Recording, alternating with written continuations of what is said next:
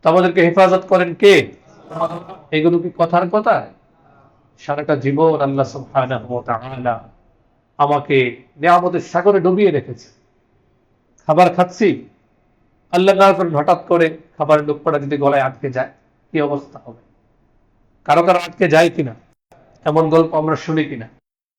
একটু ভেবে দেখি, শুকরিয়া আদায় করেছি, পানিটা হাতে নিচ্ছি, গ্যাট গ্যাট করে খেয়ে ফেলছি। আল্লাহ না করুন যদি এটা আটকে যেত, অথবা ভিতরে গেল, পানিটা হচ্ছে না, কি অবস্থা হবে? এগুলো ভাবা দরকার। যখনই আমাদের অপ্রাপ্তির বঞ্চনা সময়ে প্রকাশ করে ফেলে যে এটা নেই, ওইটা নেই, ওইটা নেই, কত কিছু আমাদের মধ্যে চলে আসে। এর একটা বড় উপায় হচ্ছে একটু ভাব। সকালবেলায় ঘুম থেকে জাগ্রত এখন পর্যন্ত কত নিয়ামত আল্লাহ সুবহানাহু, সকাল থেকে নিয়ে এই আজকে এখন 12:30টার সময়ের মধ্যে আল্লাহর অনেক বান্দা হয়তো দুনিয়া থেকে চলে গিয়েছে, অথবা অসুস্থ হয়ে হাসপাতালে বেডে শুয়ে আছে।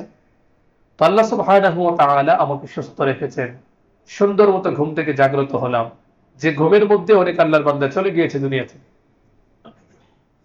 এই যে এত এত নিয়ামত, এগুলো আমাদের ভাবা উচিত।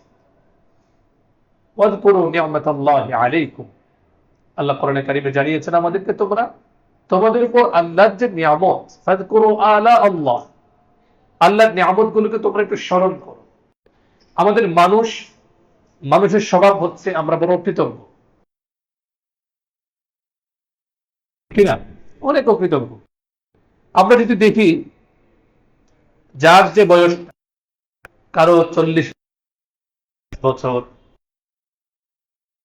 কতবার আল্লাহর এই নিয়ামত গুলোর কথা স্মরণ করে আমি আলহামদুলিল্লাহ বলেছি, পক্ষান্তরে হতাশার কথা কত বলেছি, এটা নাই, ওটা নাই, ওটা নাই, ওটা নাই, কত কিছু নাই আমাদের। এই জন্য আল্লাহ সুবহানাহু ওয়া তাআলা কোরআনে কারিমে বড় আক্ষেপ, আফসোস নিয়ে বলছেন, ওয়া কালিলুম মিন ইবাদিয়াশ শাকুর, আমার বান্দাদের মধ্যে কৃতজ্ঞ বান্দা। আপনি একটু চিন্তা করুন, আমি যদি একটু চিন্তা করি, আমি যদি দুনিয়াতে সৃষ্টি না হতাম, আল্লাহ যদি আমাকে সৃষ্টি না করতেন, কিছু করার ছিল, এরপরে যদি আমরা এভাবে দেখি সৃষ্টি হয়েছে, মানুষ নামে যদি কোনো পশু হয়ে যেতাম, কি অবস্থা হতো? আল্লাহ আমাকে বলে মানব ইমানদারদের কাতারে আল্লাহ আমাকে সামিল করেন, আলহামদুলিল্লাহ। এগুলোকে আমরা ভাবি কখনো? ভাবা দরকার। এগুলো ভাবলে নিজেদের মধ্যে কৃতজ্ঞতা বোধ তৈরি হবে, নাই নাই নাই নাই এই মানসিকতা দূর হবে। সবচেয়ে বড় কথা হচ্ছে আল্লাহ তোমাকে ঈমান দিয়েছেন, শ্বাস রেখেছেন। আমি চাইলেই আল্লাহর তৌফিকে আমি আলহামদুলিল্লাহ বলতে পারি, আল্লাহু আকবার বলতে পারি। চাইলে আল্লাহর দেয়া পাগুলো নিয়ে আল্লাহর তৌফিকে মসজিদে চলে আসতে পারি। চাইলে আমি কোরআন তেলাওয়াত করতে পারি। চাইলে আমি আল্লাহ সুবহানাহু ওয়া তাআলার প্রশংসা গুণ কীর্তন করতে পারি। এগুলোর চেয়ে বড় নিয়ামত আর কি হতে পারে বলুন? এই যে একটু আগে আমরা একটা দোয়া পড়লাম, আল্লাহুম্মা ইন্না নাসআলুকা আস-সিহহা ওয়াল ইফা ওয়াল আমানা ওয়া হুসনাল খুলুকি ওয়ার রিযা বিল কদর ওয়ার রিযা বিল কযা। কি চমৎকার প্রার্থনা! আল্লাহ সুবহানাহু ওয়া তাআলা তার রাসূল সাল্লাল্লাহু আলাইহি ওয়াসাল্লামের পবিত্র জবানে আমাদেরকে শেখাচ্ছেন যে কিভাবে দোয়া করব আমরা, কিভাবে দোয়া করা উচিত। নবী সাল্লাল্লাহু আলাইহি সাল্লাম জানাচ্ছেন যে হে আল্লাহ, আপনার কাছে সুস্থ। দেখুন, এই যে একটা সময় এখন যাচ্ছে, এই সময়ের মধ্যে প্রায় ঘরে ঘরে ভাইরাস জ্বরে আক্রান্ত। আজকে প্রায় 2 সপ্তাহ পরে, এবং কিছুটা গত পরশুদিন পর্যন্ত প্রচন্ড ব্যথা ছিল, জ্বর সেরে গিয়েছে আরো দেড় সপ্তাহ 2 সপ্তাহ। এই ভাইরাস জ্বরে শরীর একেবারে বিধ্বস্ত, প্রচন্ড ব্যথা। ঘুমালে যে শরীর এত ব্যথা করে যে ওটার মতো শক্তি থাকে না।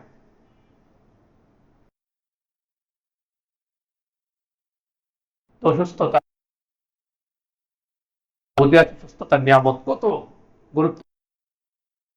সাল্লাল্লাহু আলাইহি ওয়াসাল্লাম আল্লাহ সুবহানাহু ওয়া তাআলার কাছে দোয়া করতেন, বলতেন আল্লাহুম্মা ইন্নী আসআলুকা, হে আল্লাহ, আমি অসহায়, আমি দুর্বল, আমি অক্ষম। আল্লাহ, আপনি যদি আমাকে সুস্থতা না দেন, কেউ আমাকে সুস্থ করতে পারবে না। ওয়া ইযা মারিদতু ফাহুয়া ইয়াশফি ওয়া ইযা ইয়াশফি মালিক আমি অসুস্থ হলে আপনি আমাকে সুস্থ করেন। এভাবে আল্লাহ সুবহানাহু ওয়া তাআলার কাছে নিজের অক্ষমতা পেশ করা। যত বেশি অক্ষমতা পেশ করব, আল্লাহ সুবহানাহু ওয়া তাআলা তত বেশি খুশি হবেন। কারণ আমাদের পরিচয় হচ্ছে আমরা কি? বান্দা, আব্দ, গোলাম। আর গোলামের পরিচয় হচ্ছে সবসময় মনিবের কাছে অসহায়ত্ব পেশ করবে। আল্লাহ আমাদের সকলকে অধিক পরিমাণে আল্লাহ সুবহানাহু ওয়া তাআলার কাছে মুক্তি হয়ে আল্লাহর শুকর আদায় করে আমরা যেন একটা সুন্দর জীবন যাপন, যে জীবনের মধ্যে হতাশা থাকবে না, অস্থিরতা থাকবে না, পেরেশানি থাকবে না। আপনি যদি পেরেশানি থেকে বাঁচতে চান, আপনাকে কৃতজ্ঞ হতে হবে। যখনই অমুকের তো ৫ তলা বাড়ি, ১০ তলা বাড়ি, আমার তো কিছুই নেই, সঙ্গে সঙ্গে আপনি আল্লাহ, আমার মস্তিষ্ক আল্লাহ ভালো রেখেছেন, চাইলেই হাত বাড়াতে পারি, হাত এদিকে আনতে পারি। আল্লাহর কত বান্দা আছে প্যারালাইজড হয়ে, যখনই কোনো হতাশা কাজ করবে, বাস এগুলো আমরা ভাববো, আল্লাহর নিয়ামতের কথা ভাববো।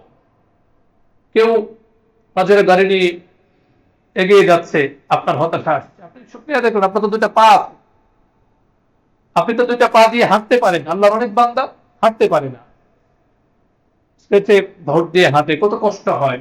এভাবে নবী সাল্লাল্লাহু আলাইহি ওয়াসাল্লাম আমাদের শিখিয়েছেন, উপরের দিকে না নিচের দিকে তাকাও। انظروا الى من اسفل منكم ولا تنظروا الى من هو فوقكم فهو اجدر الا تزدروا نعمه الله। কি চমৎকার মোটিভেশন! এর চেয়ে বড় মোটিভেশন আর কি হতে পারে? বর্তমান পৃথিবীর মানুষ অস্থির, হতাশায় নিমজ্জিত, শান্তি নেই, পেরেশানি।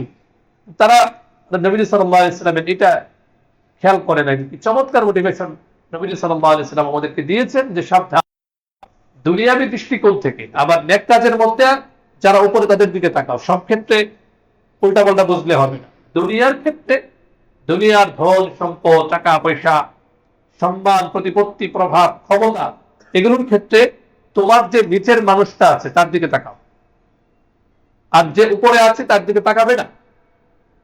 যদি তুমি যে অবস্থানে আছো তার চেয়ে নিচের দিকে তাকাও, তাহলে আল্লাহর নিয়ামতের প্রতি তোমার কৃতজ্ঞতা বোধ তৈরি হবে। আল্লাহ সুবহানাহু ওয়া তাআলার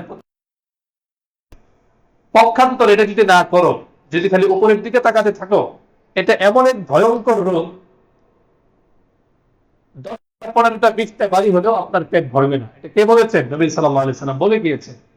মানুষের মেজাজকে আল্লাহ, বনি আদমের মেজাজটা হচ্ছে এমন, নবী সাল্লাল্লাহু আলাইহি ওয়াসাল্লাম বলেন, লাউ কানা লিবনি আদম ওয়াদিন মিন যাহাব ওয়াদিয়ান মিন যাহাব, শহরের একটা পাহাড়, আপনাদেরকে জিজ্ঞেস করি, শহরের একটা পাহাড় যদি কারো হয়, 14 গোষ্ঠীকে শেষ করতে।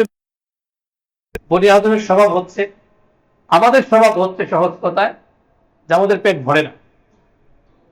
একটা পাহাড় শহরের আছে, বনি আদম তখন চাইবে, মানুষ চাইবে যে আরেকটা পাহাড়। 2টা পাহাড় হয়েছে শহরের, টাকা পয়সা অজস্র, মানে তার আরো লাগবে, আরো লাগবে। পেটটা ভরবে কখন? নবী সাল্লাল্লাহু আলাইহি ওয়াসাল্লাম বলে, কবরে যখন যাবে, কবরের মাটি যখন পেটের উপর পড়বে, কেবল তখনই পেটটা ভরবে, এছাড়া ভরবে না। এজন্যই বর্তমান মোটিভেশনাল স্পিকাররা এটা বলতে বাধ্য হয়েছে, পৃথিবীতে সবচেয়ে সুখী মানুষ হচ্ছে যার চাহিদা কম। কানাআত, আরবিতে বলে কানাআত, স্বল্পে তুষ্টি। যার অল্পে তুষ্টি যত বেশি, তার মধ্যে তত সুখ। অথচ এই কথা নবী সাল্লাল্লাহু আলাইহি ওয়াসাল্লাম 1450 বছর আগে বলে গিয়েছে, দুনিয়াকে তিনি শিখিয়েছেন। নবী সাল্লাল্লাহু আলাইহি ওয়াসাল্লাম চাইলে কি পাহাড় স্বর্ণ সব হয়ে যেতে পারতো না? কতবার ফেরেশতারা বলেছে যে আপনি বলেন মক্কার এই পাহাড়গুলো, মদিনা মুনাওয়ারার পাহাড়গুলো স্বর্ণে রূপান্তর করে দিই। নবী সাল্লাল্লাহু আলাইহি ওয়াসাল্লাম দেখুন, দুনিয়ার ব্যাপারে নবী সাল্লাল্লাহু আলাইহি ওয়াসাল্লামের অ্যাটিটিউডটা কি ছিল, দৃষ্টিভঙ্গি কি ছিল? তিনি বলতেন, না দুনিয়াটা কি, এটার জন্য এত পেরেশান হওয়ার কি দরকার? আজকে আছি, কালকে থাকবো না। নবী সাল্লাল্লাহু আলাইহি ওয়াসাল্লাম উদাহরণ দিয়েছেন, কুন ফিদ দুনিয়া কান্নাকা গরীব আও আবির সাবিল ইস্তাযাল্লা আহাদুন তাহতা যিল্লি শাজারা। হ্যাঁ, কিছুক্ষণ বসলো, তো সে কি সারা জীবন সেখানে বসে? ক্লান্তি শেষ, আবার সফর করবে। নবী সাল্লাল্লাহু আলাইহি ওয়াসাল্লামকে বলা হলো, ইয়া রাসূলুল্লাহ, মানুষ কত আরাম আয়েশে জিন্দেগি যাপন করে। আপনি কুল কায়নাতের সর্দার, আপনি শ্রেষ্ঠ। তখনকার সময়ের পরাশক্তি বর্তমান ইউরোপ আমেরিকার তাদের চেয়ে আরো বড় ক্ষমতাধর রুম পারস্য, তাদের দিকে তাকিয়ে সাহাবায়ে কেরাম একদিন বলেছিলেন, একটু তো জীবনটাকে ভোগ করতে পারেন। নবী চমৎকার জীবন দর্শন দিয়েছিলেন। এটা যদি আমরা গ্রহণ করি, জিন্দিগির সিংহ বা কষ্ট শেষ। তিনি বলেছিলেন যে দেখো, দুনিয়াতে তো আমি একজন মুসাফির, এটা তো আমার কোনো ঠিকানা না। জিন্দিগি যেভাবেই হোক চলে যাচ্ছে, চলে যাবে। যতই আরাম আয়েশ করি না কেন, মরেই যেতে হবে। দুনিয়া জিন্দিগি আর উপভোগ করলাম না, উপভোগের জন্য ইনশাআল্লাহ জান্নাতে দুনিয়া জিন্দিগি উপভোগ করব। কষ্ট হয়ে যাক না দুনিয়া। এই একটা ভুল যদি কারোর মধ্যে থাকে, তার কি পেরেশানি থাকবে? রাসূলুল্লাহ সাল্লাল্লাহু আলাইহি ওয়াসাল্লাম যেভাবে দুনিয়াটাকে চিত্রিত করেছেন, যদি দুনিয়ার দিকে কেন গেলেন না, বেশি হতে থাকে। এটা কেমন যেন একটা খুব স্বাভাবিক পদ্ধতি, যে সে কেমন জানি আখিরাত বিমুখ হয়ে যায়, কেন জানি আস্তে আস্তে নামাজ তার ছুটে যায়। আপনি যদি দেখেন, পৃথিবীর ইতিহাস দেখেন বা আমাদের সামাজিক অবস্থা দেখেন, যাদের একটু টাকা পয়সা কম, একটু সমাজে প্রভাব প্রতিপত্তি তাদেরকে বেশি পাওয়া যায়। টাকা পয়সা প্রচুর, এত ব্যস্ততা, এটা এত ব্যস্ততা করতে করতে করতে করতে নামাজ পড়ার সময় তাদের হয় না। এজন্যে সবসময় আল্লাহ সুবহানাহু ওয়া তাআলার কাছে পানাহ চাওয়া।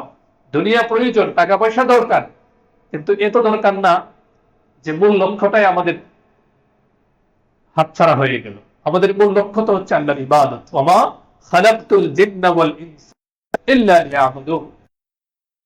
এছাড়া টাকা পয়সা যা আছে সেটা হচ্ছে উপলক্ষ।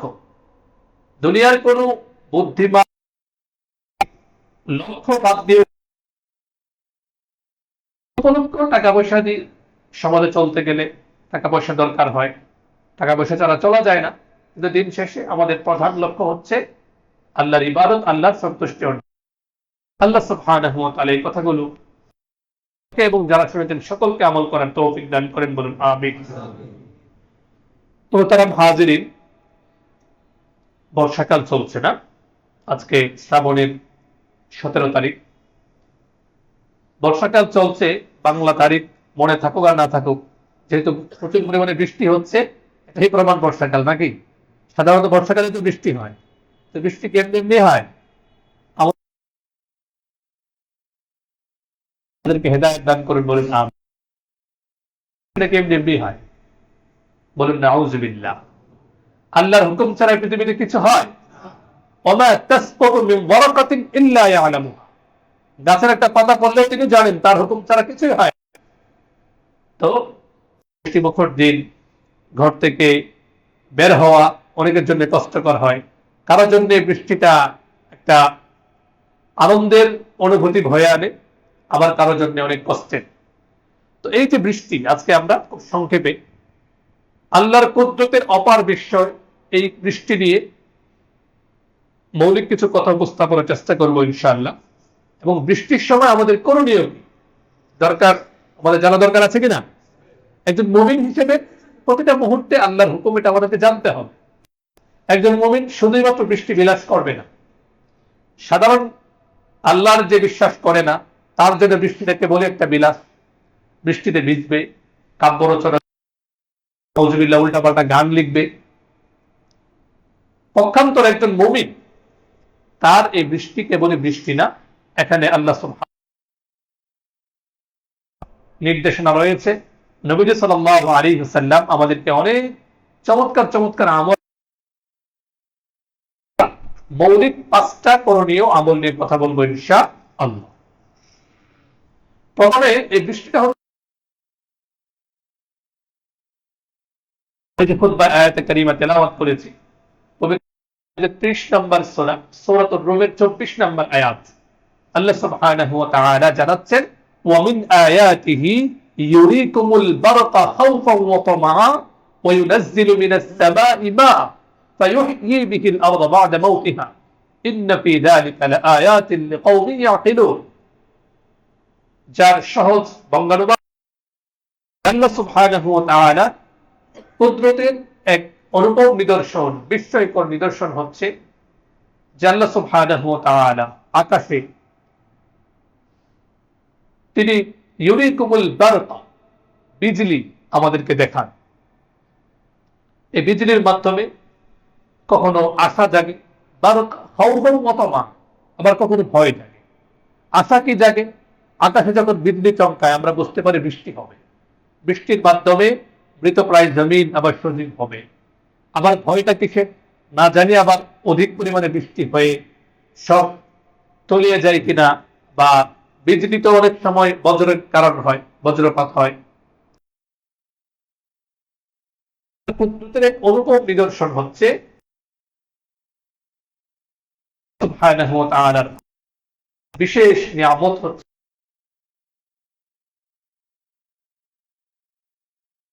মিনাস সামাই মা, বৃষ্টি বর্ষণ করেন। সুবহানাল্লাহ। এখানে শ্রেষ্ঠ পবিত্র পানি হচ্ছে বৃষ্টির পানি, ঠিক কিনা? হয়রান হয়ে যাচ্ছে। আল্লাহ সুবহানাহু ওয়া তাআলা বললেন বৃষ্টির মধ্যে আছে যারা জ্ঞানকে কাজ লাগায়, ইয়াকিনুন, জ্ঞানী যারা, তাদের জন্য এই বৃষ্টির মধ্যে নবী সাল্লাল্লাহু আলাইহি ওয়াসাল্লাম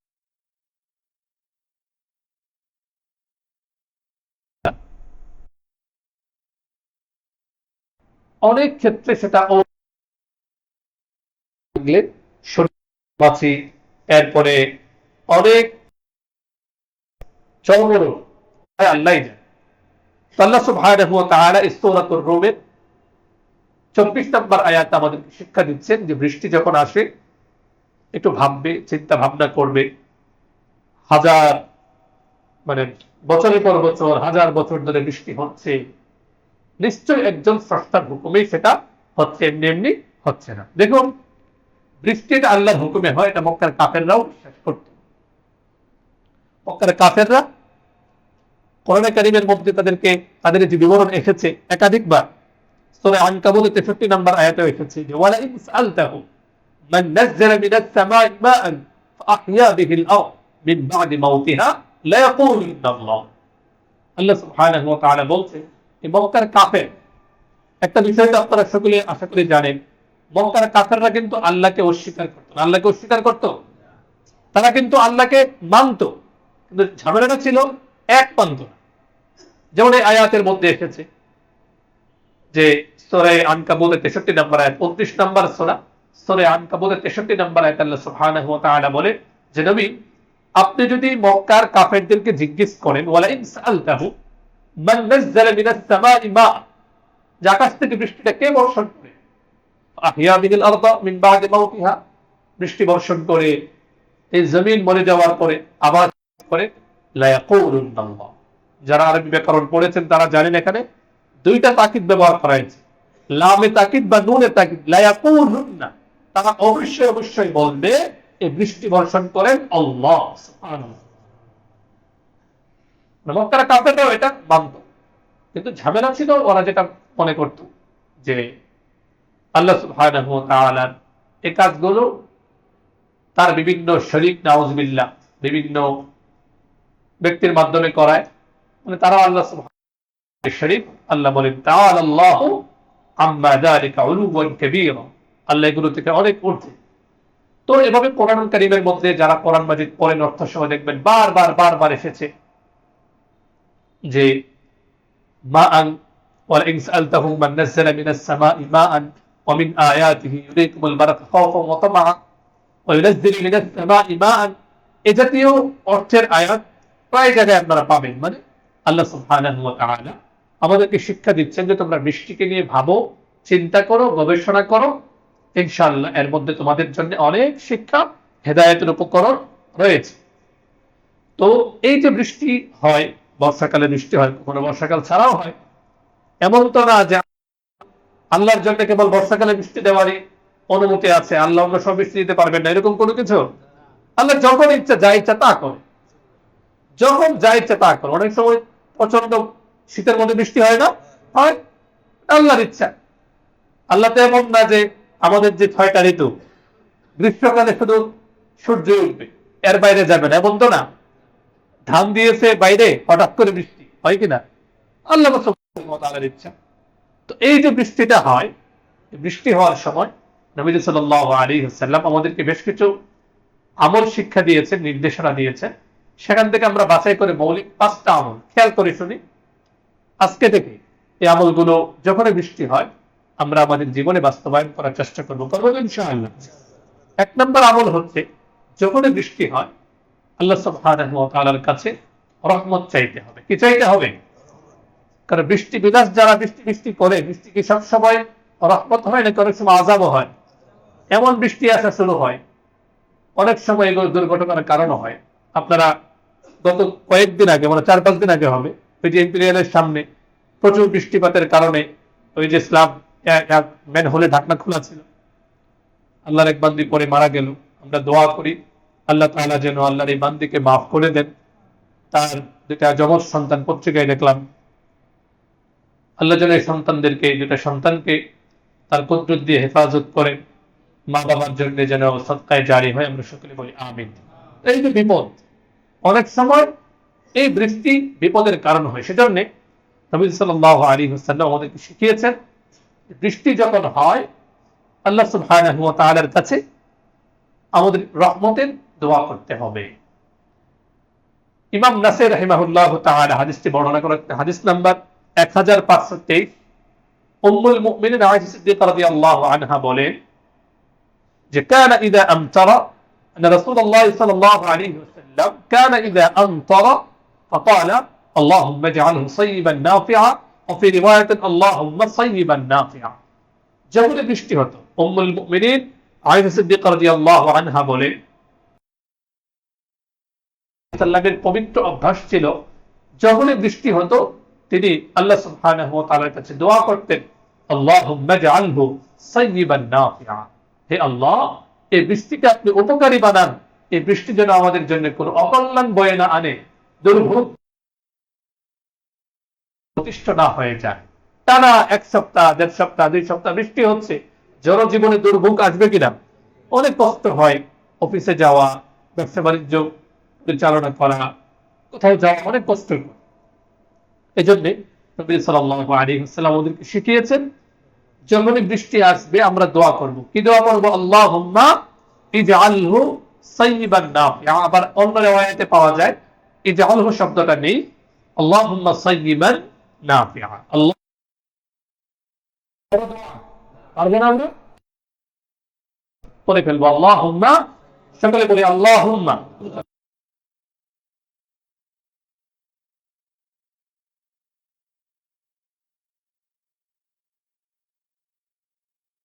দুর্বল, অক্ষম। আপনি যে বৃষ্টিটা দিচ্ছেন, এই বৃষ্টি যেন উপকারী হয়, এই বৃষ্টি যেন আমাদের জন্য কল্যাণ বয়ে আনে, উপকারী হয়, আমাদের জন্য যেন অকল্যাণ বয়ে না আনে।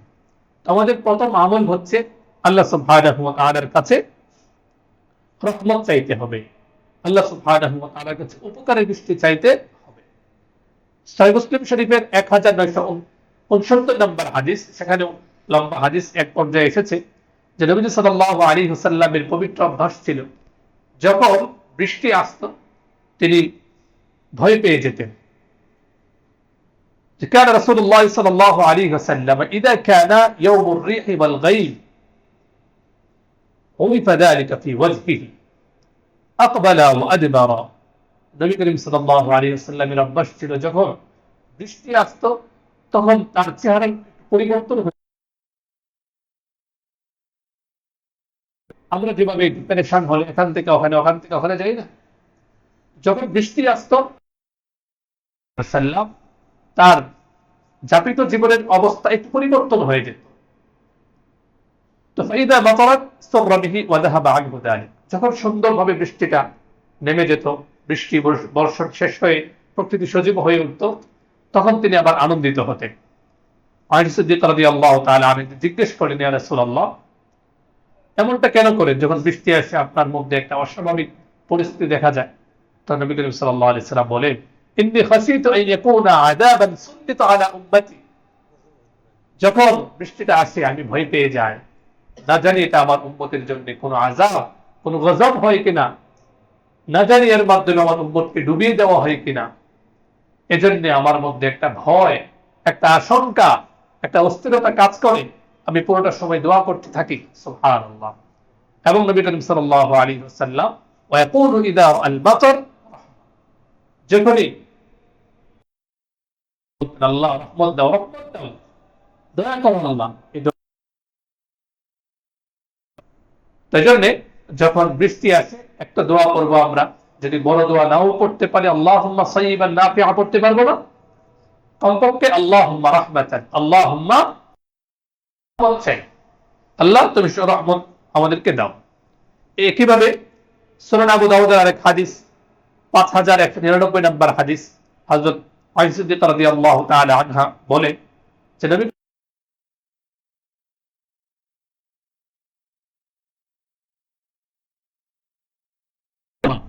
আকাশে কোনো মেঘ দেখলেই নবী করিম সাল্লাল্লাহু আলাইহি ওয়াসাল্লাম সবকিছু ছেড়ে দিতেন। তারাকাল আমাল ওয়া ইন কানা ফি সালাতি, নামাজে থাকলেও, নফল নামাজে থাকলে দ্রুত নামাজ শেষ করে তিনি দোয়া করতে থাকতেন, আল্লাহুম্মা ইন্নী আউযু বিকা, আল্লাহুম্মা ইন্নী আউযু বিকা মিন শাররিহা, হে আল্লাহ এই বৃষ্টি থেকে, এই বৃষ্টির অনিষ্টতা থেকে আল্লাহ আপনার কাছে পানাহ চাই। অন্য বর্ণনায় পাওয়া যায় নবী করিম সাল্লাল্লাহু আলাইহি ওয়াসাল্লাম পড়তেন আল্লাহুম্মা সাইয়্যিবান হানিআন, এটি অর্থ নাফিআন, যে আল্লাহ আমাদেরকে সুমিষ্ট পানি, আমাদেরকে বরকতময় পবিত্র বৃষ্টি আল্লাহ আপনি আমাদেরকে দান করুন সুবহানাল্লাহ।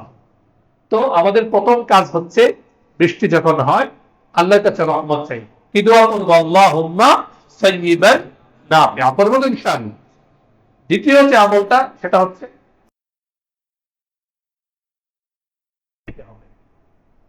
বৃষ্টি হচ্ছে আলহামদুলিল্লাহ ভালো, অতি বৃষ্টি থেকে আল্লাহ সুবহানাহু ওয়া তাআলার কাছে আমাদেরকে পানাহ চাইতে হবে, এটা রাসূলুল্লাহ সাল্লাল্লাহু আলাইহি ওয়াসাল্লামের শিক্ষা। নাসাই শরীফের বর্ণনা হাদিস নাম্বার 1527, একদিন সাহাবায়ে কেরাম এসে বলেন ইয়া রাসূলুল্লাহ বৃষ্টি হচ্ছে না, আমাদের অনেক কষ্ট হচ্ছে, একটু দোয়া করুন তো আল্লাহর কাছে। নবী করিম সাল্লাল্লাহু আলাইহি ওয়াসাল্লাম আল্লাহর কাছে দোয়া করলেন, সঙ্গে সঙ্গে বৃষ্টি চলে আসলো সুবহানাল্লাহ। এরপরে বৃষ্টি আসছে তো আসছে, একদম এক সপ্তাহ যাবত বৃষ্টিতে সব ভিজে যাচ্ছে, জনজীবন একেবারে অতিষ্ঠ হয়ে যাচ্ছে, দুর্ভোগ পোহাতে হচ্ছে। আবার সাহাবায়ে কেরাম এসে বললেন ইয়া রাসূলুল্লাহ এখন আর তো পারছি না, বৃষ্টি যতটুকু দরকার এর চেয়ে বেশি হয়ে যাচ্ছে, আল্লাহুম্মা হাওয়ালাইনা ওয়ালা আলাইনা। এটা একটা চমৎকার দোয়া, যে আল্লাহ এখানে না ওখানে বৃষ্টি দিন। মানে এটার ব্যাখ্যা হচ্ছে মুহাদ্দিসিন লিখেছেন যে আমাদের যতটুকু বৃষ্টি দরকার তো হয়ে গিয়েছে, এখন বৃষ্টিটা এমন জায়গায় দেন যেখানে মানুষের দুর্ভোগ পোহাবে না, কোনো খালি জায়গা, শূন্য জায়গা, যেখানে পানিটা জমলে আরো পানির মানুষের জন্য ফায়দা হবে। এজন্য নবী করিম সাল্লাল্লাহু আলাইহি ওয়াসাল্লাম সংক্ষেপে দোয়া করতেন আল্লাহুম্মা হাওয়ালাইনা ওয়ালা আলাইনা, আল্লাহ আমাদের আশপাশে দূরে কোথাও হোক যেখানে মানুষের কষ্ট হবে না, ওয়ালা আলাইনা সরাসরি আমাদের উপর যেন আর বৃষ্টি না হয়। উদ্দেশ্য হচ্ছে অতিবৃষ্টি থেকে আল্লাহর কাছে পানাহ চাওয়া। দ্বিতীয় আমল, প্রথম আমল কি বলেছিলাম, আল্লাহর কাছে রহমত চাওয়া। দ্বিতীয় আমল হচ্ছে আল্লাহ সুবহানাহু ওয়া তাআলার কাছে, আল্লাহ সুবহানাহু ওয়া তাআলার কাছে অতিবৃষ্টি থেকে পানাহ চাইতে হবে। 3 নম্বর আমল হচ্ছে যখন বৃষ্টি হয় তখন দোয়া করা। আপনার মনে যত দুঃখ কষ্ট, অনেক সময় এসে বলি হুজুরদেরকে, হুজুর কখন দোয়া করুন, এই যখন বৃষ্টি হয় তখন দোয়া করুন। রাসূলুল্লাহ সাল্লাল্লাহু আলাইহি ওয়াসাল্লাম আমাদেরকে শিখিয়েছেন 3টা সময় এমন আছে যে সময় দোয়া কখনো ফিরিয়ে দেওয়া হয় না। একটা রিওয়ায়াতে আছে 2টার কথা, আরেকটা রিওয়ায়াতে 3টার কথা, যে 3টা সময় এমন আছে যে সময় দোয়া কখনো ফিরিয়ে দেওয়া হয় না। এক হচ্ছে যখন আযান হয়, আযানের সময় যদি কেউ দোয়া করে আল্লাহ সুবহানাহু ওয়া তাআলা সে দোয়া কখনো ফিরিয়ে দেন না, মানে অবশ্যই দোয়া কবুল হয়। আরেকটা হচ্ছে যখন জিহাদের ময়দানে মুজাহিদরা আল্লাহর জমিনে আল্লাহর দ্বীন কায়েম করার জন্য, দ্বীনের প্রতিষ্ঠার জন্য লড়াইয়ে অবতীর্ণ হয়, ওই সময় যে দোয়া করা হয় সেই দোয়াটা আল্লাহ সুবহানাহু ওয়া তাআলা কবুল করে। অন্য বর্ণনায় আছে ওয়াক্তাল মাতার, যখন বৃষ্টি হয় তখন যদি কেউ দোয়া করে আল্লাহ সুবহানাহু ওয়া তাআলা তার সেই দোয়াকে কবুল আর মঞ্জুর করে নেন। সুবহানাল্লাহ। দোয়া করবো না ইনশাআল্লাহ। একটা হচ্ছে বৃষ্টি কেন্দ্রিক দোয়া, আর একটা হচ্ছে বৃষ্টিটা যখন হচ্ছে মসজিদে আসতে হবে জরুরি না, ঘরে বসে জায়নামাজ বিছিয়ে বা এমনিতেই দোয়া করতে থাকলেন যে আল্লাহ অনেকদিন যাবত অসুস্থ হয়ে আছি। আপনার হাবিব সাল্লাল্লাহু আলাইহি ওয়াসাল্লাম বলেছেন বৃষ্টির সময় দোয়া কবুল হয়, আল্লাহ আমাকে সুস্থ করে দেন, আমার মা অসুস্থ, বাবা অসুস্থ, আল্লাহ আপনি তো বৃষ্টির সময় দোয়া কবুল করেন, আল্লাহ আপনি আমার মাকে, আমার বাবাকে, আমার বোনকে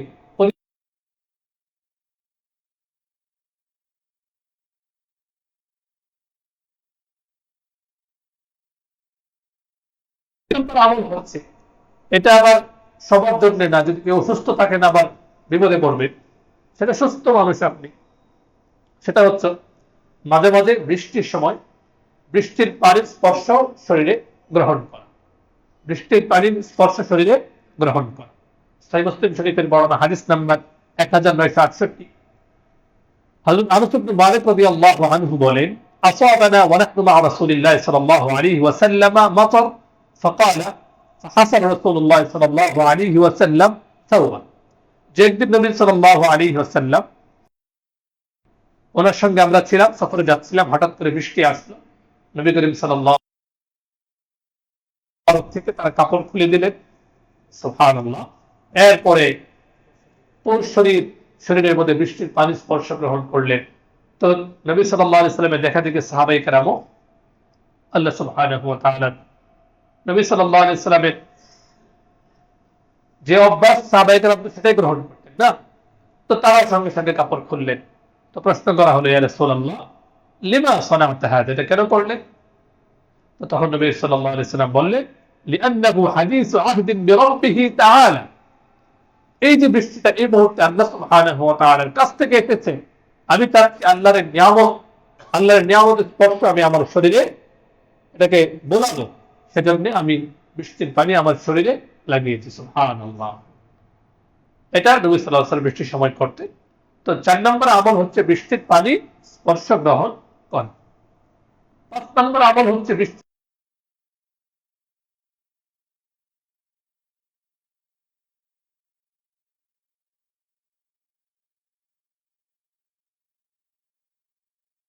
অনুগ্রহে আমরা বৃষ্টিপ্রাপ্ত হয়েছি। কোন দেবতা, কোন মাবুদ আমাদেরকে বৃষ্টি দেয়। এই দোয়াটা কেন নবী সাল্লাল্লাহু আলাইহি ওয়াসাল্লাম এই দোয়াটা কেন করতেন? সহিহ বুখারী শরীফের 1038 নম্বর হাদিস, নবী সাল্লাল্লাহু আলাইহি ওয়াসাল্লাম এই দোয়াটা পড়তেন বৃষ্টি শেষ হইলে। কারণ মক্কার কাফেরদের মৌলিক বিশ্বাস তো ছিল আল্লাহ বৃষ্টি দেয়, কিন্তু সাথে সাথে ওরা বলতো যে আকাশের অমুক একটা তারকা আছে, অমুক এক দেবতা আছে, তার মাধ্যমে বৃষ্টি আমরা পেয়েছি। তাদের এই জাহিলি চিন্তা চেতনা দূর করার জন্য রাসূলুল্লাহ সাল্লাল্লাহু আলাইহি ওয়াসাল্লাম সাহাবায়ে কেরামকে শিখিয়েছেন যে কুফর শিরকের সঙ্গে সামান্য থেকে সামান্য সাদৃশ্যতা হয় এমন কথা বলা যাবে না।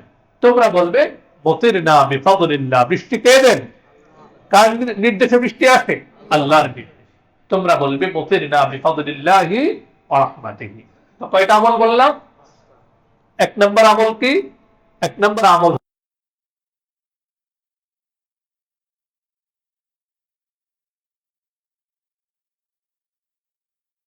তাইয়িবান নাফিআ। এটা না হলে কমপক্ষে বলতে হবে আল্লাহুম্মা রাহমাতান, আল্লাহ রহমত চাই। এটা পারবো না ইনশাআল্লাহ। 2 নম্বর আমল হচ্ছে অতিবৃষ্টি থেকে আল্লাহ সুবহানাহু ওয়া তাআলার কাছে পানাহ চাইতে হবে। যদি আরবি পারি, আরবির দোয়াটা পড়তে পারি, আল্লাহুম্মা হাওয়ালাইনা ওয়া লা আলাইনা। পারছি না, কমপক্ষে বাংলায় আমরা বলতে পারি, আল্লাহ আমাদেরকে অতিবৃষ্টি থেকে আমাদেরকে রক্ষা করেন, পানাহ চাই আপনার কাছে।